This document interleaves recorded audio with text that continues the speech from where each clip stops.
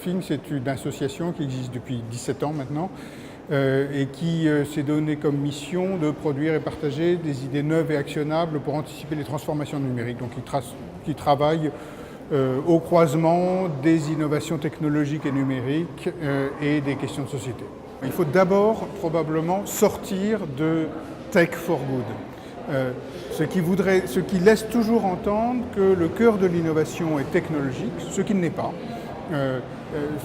Les innovations qui ont marqué nos vies depuis une dizaine d'années ne se fondent pas sur des ruptures technologiques. Elles se fondent éventuellement sur des ruptures technologiques anciennes, mais si vous pensez Blablacar, si vous pensez Facebook, on n'est pas obligé d'aimer ce que je vous décris, si vous pensez Airbnb, il n'y a pas d'innovation technologique, il y a des innovations de modèles d'affaires, des innovations de modèles de services, et donc il faut d'abord sortir de l'idée que justement l'innovation pour le bien ou pas pour le bien serait principalement technologique. Après, la question fondamentale, elle réside dans l'intention.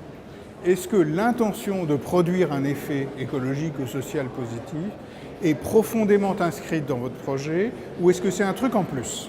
Si vous êtes une entreprise de covoiturage et que le cœur de votre modèle, c'est de faire arriver les gens pour pas trop cher ailleurs, le fait qu'il y ait un impact écologique positif ou négatif, au fond, vous allez le revendiquer, mais s'il s'avère qu'à la fin, c'est pas le cas, alors on dirait c'est pas grave, je fais d'abord arriver les gens pour moins cher, là où ils veulent aller, ils y prennent plaisir parce qu'ils discutent ensemble. Moi, mon message, c'est pas la tech, elle sera comme ci, comme ça, c'est comment est-ce que des entreprises et des entrepreneurs, tech ou pas tech, qui ont une intention, la mettent sérieusement et durablement et de manière démontrable et mesurable au cœur de leur projet.